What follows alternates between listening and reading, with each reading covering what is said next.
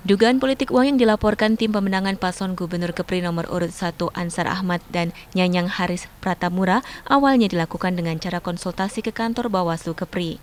Setelah selesai konsultasi, keesokan harinya tim kembali mendatangi kantor Bawaslu untuk membuat laporan resmi dan diterima oleh salah seorang komisioner Bawaslu Kepri.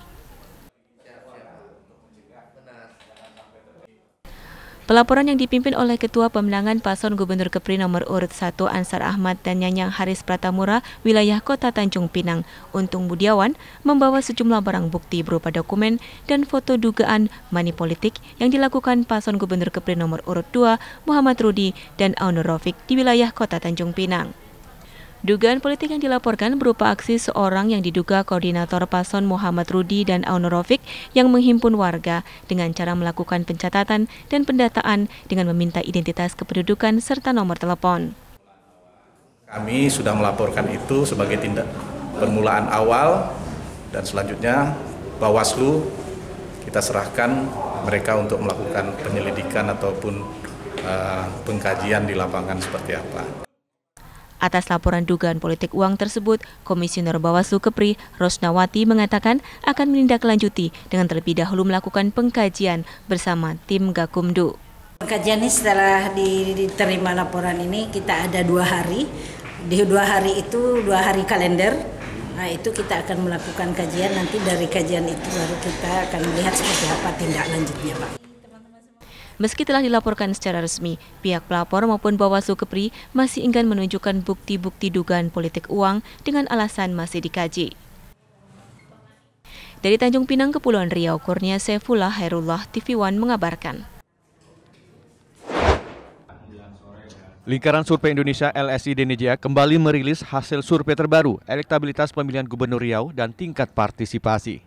Hasilnya elektabilitas pasangan calon gubernur dan wakil gubernur nomor urut 1, Abdul Wahid SF Haryanto, menunjukkan tren positif. Elektabilitas paslon dengan slogan bermarwah mencapai 45,5% berdasarkan simulasi surat suara.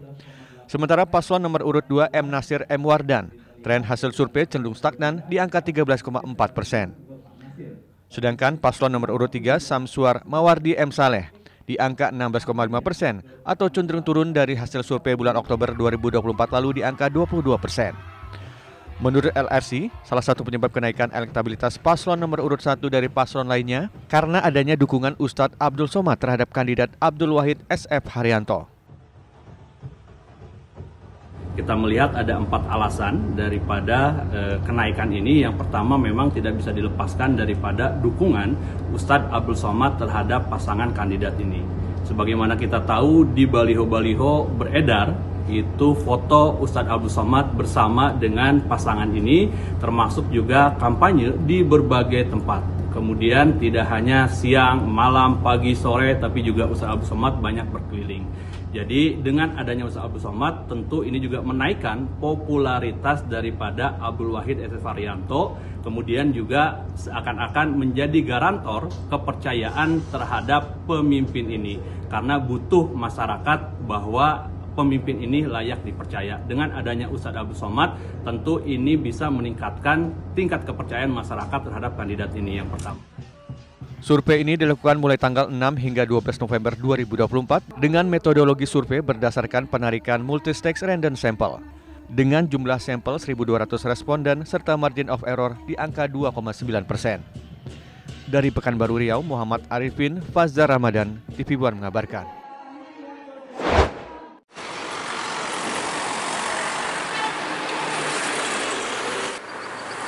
Komisi Pemilihan Umum KPU Kabupaten Labuan Batu Selatan Labusel menggelar simulasi pemungutan suara pemilihan pemilu kada tahun 2024. Simulasi dilaksanakan di halaman kantor KPU Labusel di Jalan Lintas Sumatera, Kampung Bedage, Kelurahan Kota Pinang, Kabupaten Labuan Batu Selatan, Sumatera Utara. Dalam simulasi ini, selain komisioner KPU, dihadiri pejabat terkait dari Bawaslu, ketika pasangan calon bupati dan wakil bupati, perwakilan Forkopimda, petugas PPK, petugas PPS, dan masyarakat. Ketua KPU Labusel, Adnan Rashid, mengatakan simulasi ini merupakan contoh cara pemungutan suara pada 27 November mendatang. Untuk jenis pemilih pada tanggal 27 November nanti, ada pemilih yang terdaftar dalam DPT, ada pemilih DPTP atau pemilih yang menggunakan KTP atau disebut juga pemilih DPK atau daftar pemilih khusus. Ya, sesuai dengan surat KPU RI nomor 229 yang memerintahkan KPU seluruh jajaran baik provinsi dan kabupaten untuk melaksanakan simulasi TPS real yang saat ini kami laksanakan. Tepatnya di TPS 26 Dusun Kampung Bedage, Kelurahan Kota Pinang. Jumlah DPT 567 DPT pemilih. Ada berapa TPS Pak untuk pemilihan ini Pak? Untuk pemilihan bupati dan wakil bupati sebanyak 617 TPS se-Kabupaten Labuan Selatan. Ada berapa jenis Pak pemilih? Untuk jenis pemilih yang akan kita layani nanti pada tanggal 27 November 2024 ada pemilih yang terdaftar dalam DPT, pemilih yang terdaftar dalam DPTP, dan pemilih yang menggunakan KTP atau yang biasa kami sebut dengan pemilih DPK, daftar pemilih khusus. KPU Labusul mengimbau kepada masyarakat Labusul akan datang ke TPS tanggal 27 November 2024 mendatang untuk menggunakan hak pilihnya. KPU Labusul akan menyelenggarakan debat publik kedua Bupati dan Wakil Bupati Labusul pada tanggal 20 November 2024 mendatang. Sementara untuk distribusi logistik pilkada ke kecamatan dijadwalkan mulai tanggal 25 November 2024 dengan jumlah 617 TPS. Dari Labuan Batu Selatan, Sumatera Utara, Edesha Putra, TV One mengabarkan.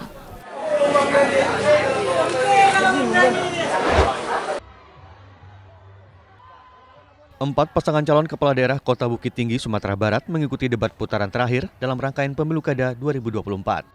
Debat yang diselenggarakan KPU Kota Bukit Tinggi ini berlangsung di Hall Istana Bung Hatta yang dihadiri ratusan massa pendukung masing-masing paslon. Debat kali ini mengangkat tema reformasi birokrasi, peningkatan pelayanan publik, dan pembangunan infrastruktur berkualitas.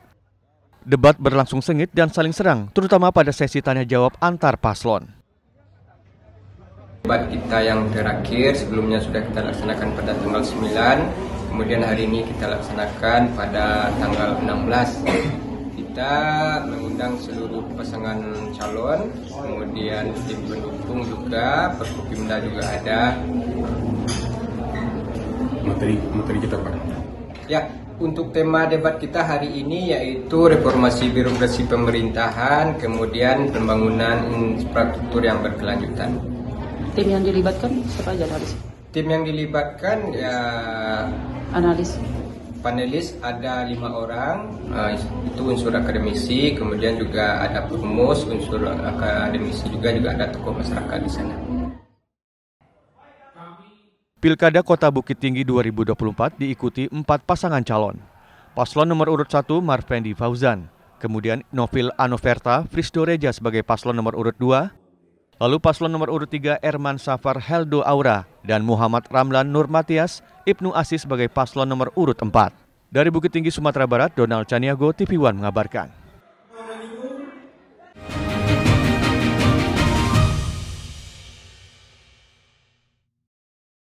Terima kasih, saya sangat mengapresiasi ini ya, catatan demokrasi. Menurut saya ini acara yang paling bagus. Karena apa? Melihat data-data di lapangan, melihat blunder-blunder di lapangan, dan sekarang ada solusinya. Pada kesempatan ini saya mengucapkan terima kasih pada catatan demokrasi. Baik, jadi hasil pemeriksaan ada salah satu pelaku dengan Catatan Demokrasi, Selasa pukul 20 waktu Indonesia Barat, live di TV One. Informasi terpilih. 31 bayi prematur yang berasal dari Rumah Sakit Al-Shifa berhasil dievakuasi ke rumah sakit lainnya di Gaza bagian selatan Minggu waktu setempat. Akibatnya ada 6 kematian baru bayi-bayi prematur tersebut. Menjadi perhatian utama. Komisi Pemilihan Umum KPU menelusuri kebenaran dugaan kebocoran data pemilih yang diperjualbelikan di media sosial. Kabar utama pagi hanya di TV One. Menuntaskan kasus yang meresahkan.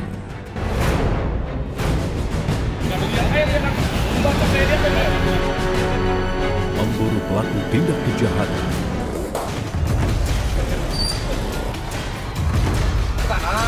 Menyergap hingga ke tempat persembunyian.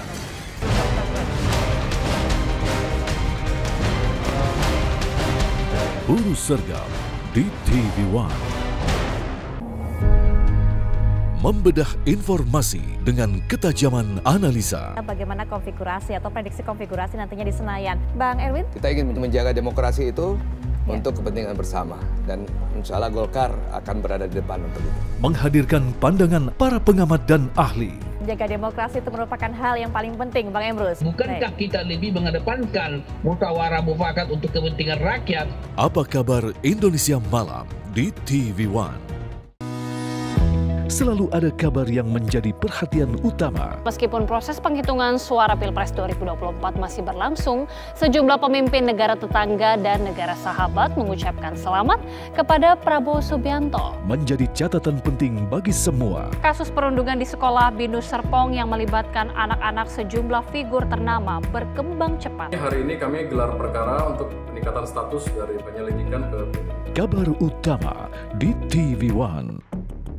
Februari yang lalu kalau nggak salah, di mana terjadi pembubaran ya tidak dilibatkan. Dilibatkan kan? Tidak, ini banyak undang-undang ini. Ustadz Ilmi sedikit, bagaimana Anda melihat ini Pak Ustadz ketika waktu yang sangat singkat kita bisa mensimplifikasi sekitar 70. Penampilannya sudah nggak setuju. Yang terus. Saksikan yang ini dua saja. sisi Itu di TV One.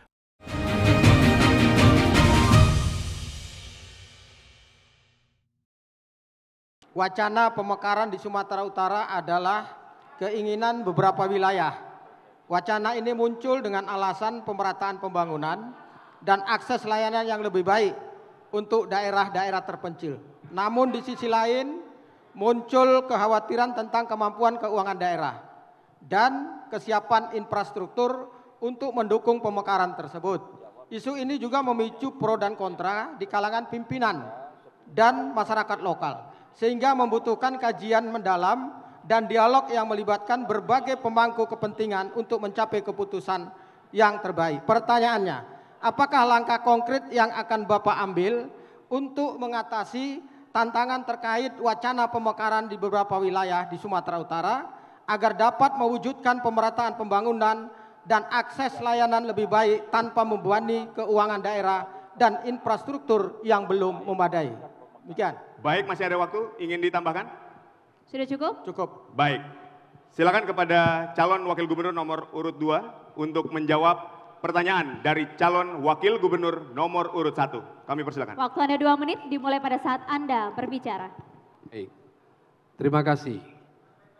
APBD Sumatera Utara lebih kurang 13 triliun. 13,5 triliun pastinya.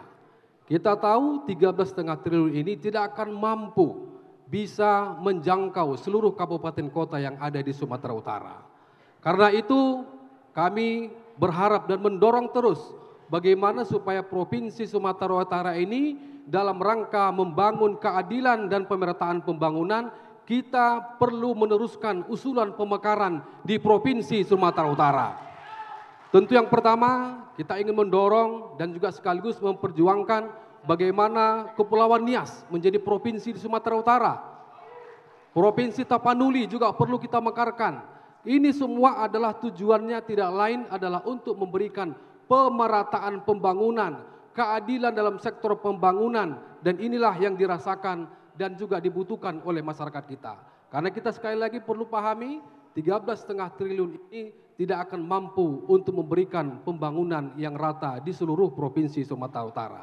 Kita tahu permasalahan infrastruktur saja 3.005 km jalan provinsi Sumatera Utara. Ini juga membutuhkan effort yang sangat kuat, yang sangat penting dan juga perlu penguatan anggaran yang dilaksanakan dan dianggarkan oleh pemerintah Provinsi Sumatera Utara.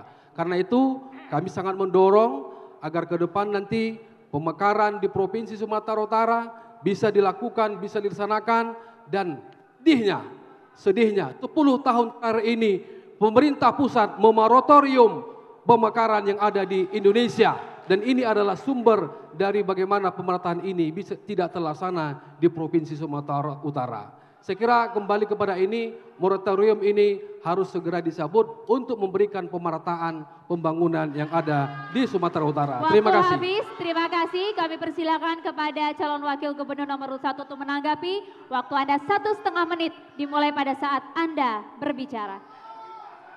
Baik, pada prinsipnya memang kami memahami adanya keinginan untuk pemekaran.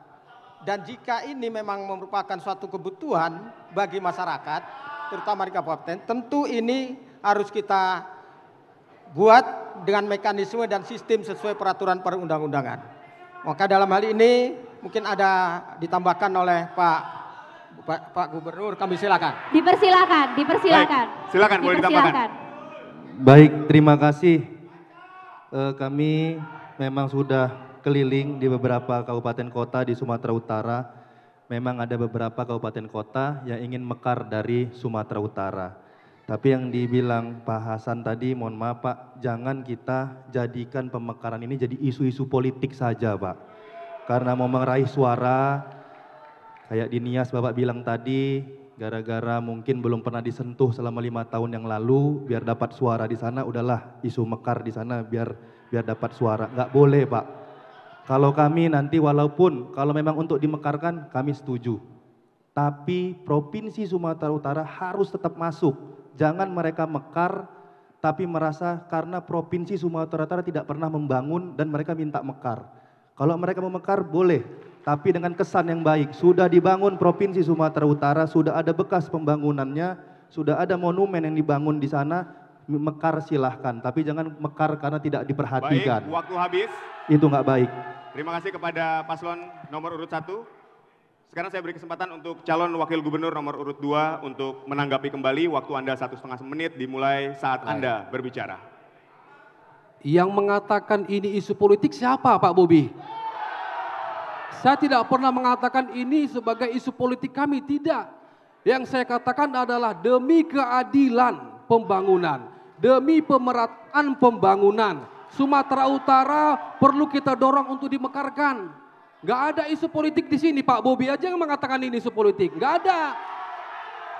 Tolong ini, ya, tolong dijaga ini. Pak Bobi jangan membawa kemana-mana dulu ini.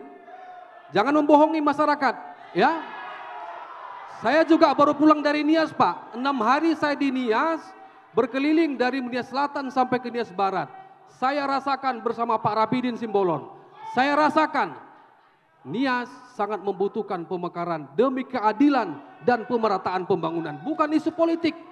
Masalahnya sekarang adalah 10 tahun pemerintah pusat memoratorium. Tidak lagi melaksanakan pembangunan, tidak lagi melaksanakan pemekaran yang ada di pusat.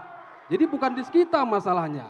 Karena itu Pak Bobi, sekali lagi saya katakan demi keadilan pembangunan, demi pemerataan pembangunan.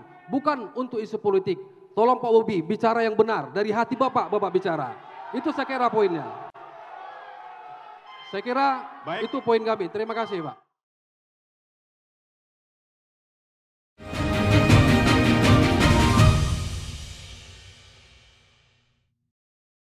Terima kasih. Saya sangat mengapresiasi ini ya, catatan demokrasi. Menurut saya ini acara yang paling bagus. Karena apa? Melihat data-data di lapangan, melihat blunder-blunder di lapangan, dan sekarang ada solusinya. Pada kesempatan ini saya mengucapkan terima kasih pada catatan demokrasi.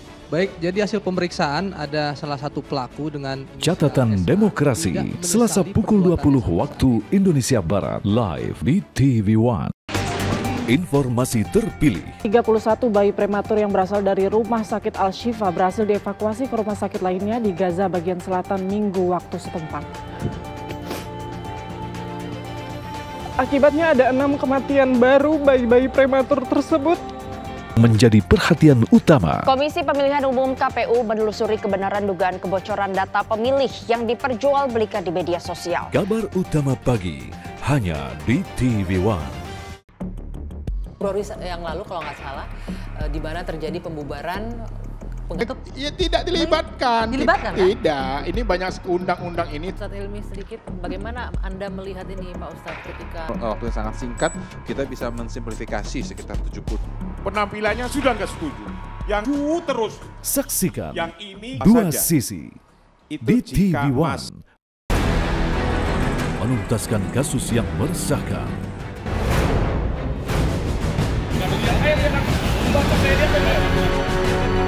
Memburu pelaku tindak kejahatan.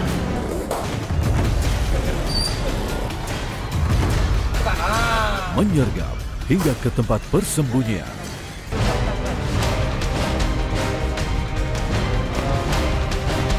Buru sergap di TV One. Februari yang lalu kalau nggak salah, di mana terjadi pembubaran. Ya tidak dilibatkan. Dilibatkan kan? Tidak, ini banyak undang-undang ini. Ustadz Hilmi sedikit, bagaimana Anda melihat ini Pak Ustadz ketika... Waktu yang sangat singkat, kita bisa mensimplifikasi sekitar 70. Penampilannya sudah nggak setuju. Yang terus. Saksikan yang ini dua saja. sisi Itu di TV jika One. Membedah informasi dengan ketajaman analisa. Bagaimana konfigurasi atau prediksi konfigurasi nantinya di Senayan. Bang Erwin? Kita ingin menjaga demokrasi itu untuk kepentingan bersama. Dan insya Allah Golkar akan berada di depan untuk itu. Menghadirkan pandangan para pengamat dan ahli. Menjaga demokrasi itu merupakan hal yang paling penting, Bang Emrus. Bukankah kita lebih mengedepankan musyawarah mufakat untuk kepentingan rakyat? Apa kabar Indonesia Malam di TV One? Selalu ada kabar yang menjadi perhatian utama. Meskipun proses penghitungan suara Pilpres 2024 masih berlangsung, sejumlah pemimpin negara tetangga dan negara sahabat mengucapkan selamat kepada Prabowo Subianto. Menjadi catatan penting bagi semua. Kasus perundungan di sekolah Binus Serpong yang melibatkan anak-anak sejumlah figur ternama berkembang cepat. Hari ini kami gelar perkara untuk peningkatan status dari penyelidikan ke Kabar utama di TV One.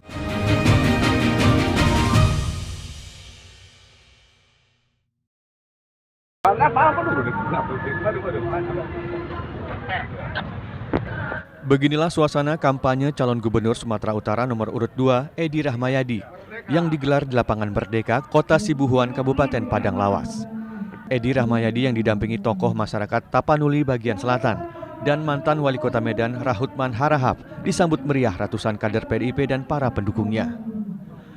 Dalam orasi politiknya, Edi berjanji akan melanjutkan program pembangunan infrastruktur yang sempat tertunda akibat dampak pandemi COVID-19 lalu. Di antaranya peningkatan jalan dan jembatan di lintas kota Sibuhuan menuju Kabupaten Mandailing, Natal. Saya pandang menggunakan TNI masuk desa.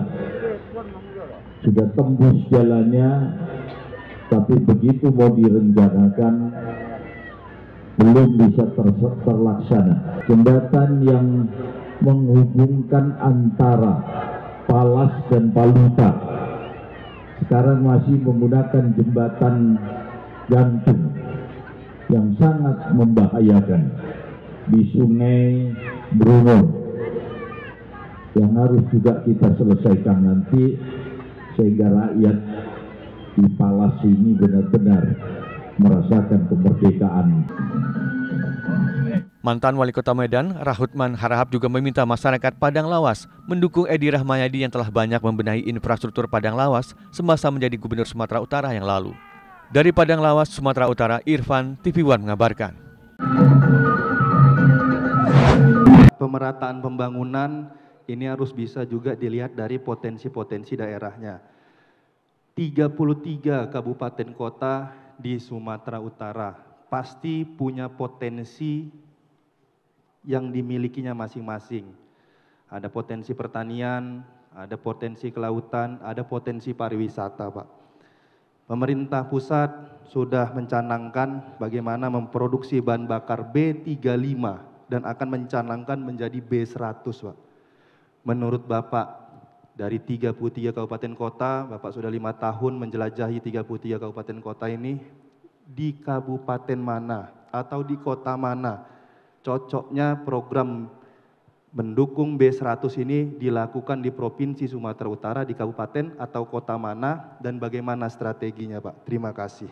Masih ada waktu cukup? Cukup. Pembangunan B100 apa kaitannya dengan ini? Pemerataan pembangunan yang berkeadilan. Kalau ada singkatan, itu dipanjangkan, dijelaskan. nanti menjadikan jawaban yang salah. Silakan operator. Baik, silakan. Boleh ditanggapi? Silakan dijelaskan Bapak, tanpa kami mengurangi waktu. Di sini tadi Pak disampaikan pemerataan keadilan. Salah satunya pemerataan keadilan pembangunan adalah dari potensi di daerah. Tadi saya sampaikan potensi di daerah itu, potensi di daerah itu ada pertanian, ada perikanan, ada industri. Yang saya tanya tadi. Baik. B35 biar jadi B100, bagaimana Pak itu? Baik, boleh dijelaskan sedikit B35 dan B100 tadi? Silakan kepada calon gubernur nomor 1. D35 apa Pak Bobi? Sudah aman? Sudah, silakan. D35 silakan dijelaskan. Ini bahan bakar loh Pak Edi. Ini bahan bakar bio solar, bio industri. Penggunaannya kalau B35 itu 35%, itu dari nabati. Sisanya baru itu dari sudah paham Pak? Silakan calon gubernur nomor urut 2 untuk menjawab. Silakan langsung Bapak tanpa ada penambahan waktu, monggo. Pak Edi langsung dijawab. Yang saya tanya B100 tadi itu apa? Itu. Oke, saya jawab. Baik. Potensi wilayah dari masing-masing kabupaten dan kota. Di situ ada peternakan. Habis. Baik. Makasih. Mohon izin Pak Edi, saya bukan mau menjebak, tidak Pak. Tapi seingat saya, Bapak pernah mencanangkan program ini Pak. Di Sumatera Utara. Saya ingat Bapak pernah mencanangkan, boleh dilihat. Bapak pernah mencanangkan ini tentang bagaimana menghasilkan kita hilirisasi dari kelapa sawit Pak. Bagaimana mendukung program pusat dari B35 menjadi B100, semua dari nabati. Ini harus bisa kita mulai dari penggunaan karena kita penghasil kelapa sawit Pak. Di daerah kita ini penghasil kelapa sawit.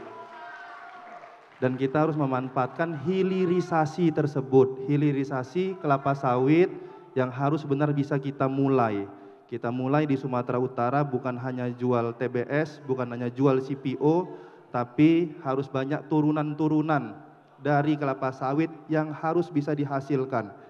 Ada industri baru, ada buka usaha, industri turunan dari kelapa sawit harus dimulai di Provinsi Sumatera Utara. Kalau tadi kaitannya untuk mengembangkan potensi daerah, daerahnya pasti akan naik Pak. Potensi daerahnya, sumber daya manusianya juga akan belajar bagaimana hilirisasi dari kelapa sawit. Bukan hanya menanamnya, memanennya, tapi juga bisa nanti membuat produk-produk turunannya. Mungkin itu Pak. Terima kasih. Terima kasih. Saya takutnya apa yang ditanya tidak mengerti. Karena itu masih banyak dikelola tentang sawit, itu dikelola dari pusat. Hilirisasi ini yang kita bikin dan masih kita rencanakan, termasuk yang namanya minyak merah. Yang sampai sekarang belum terrealisasi, belum terlaksana. Sekarang kita masih mengoptimalkan di mana di daerah peternakan, di mana di daerah perkebunan, di mana di daerah perikanan, di mana di daerah pertanian. Itu semua setiap saat saya sampaikan, baik itu kepada bupati dan wali kota. Khusus sawit, benar, saya masih sangat kurang untuk itu. Karena banyak ditangani oleh pusat. Perpajakannya diambil dari pusat, sampai ratusan triliun dibawa ke pusat. Ini yang saya mengambil yang belum dikerjakan oleh pusat. Saya memprogramkan, tetapi saya belum mengoptimalkan di bidang itu. Mudah-mudahan 5 tahun yang akan datang akan saya kelola dengan baik.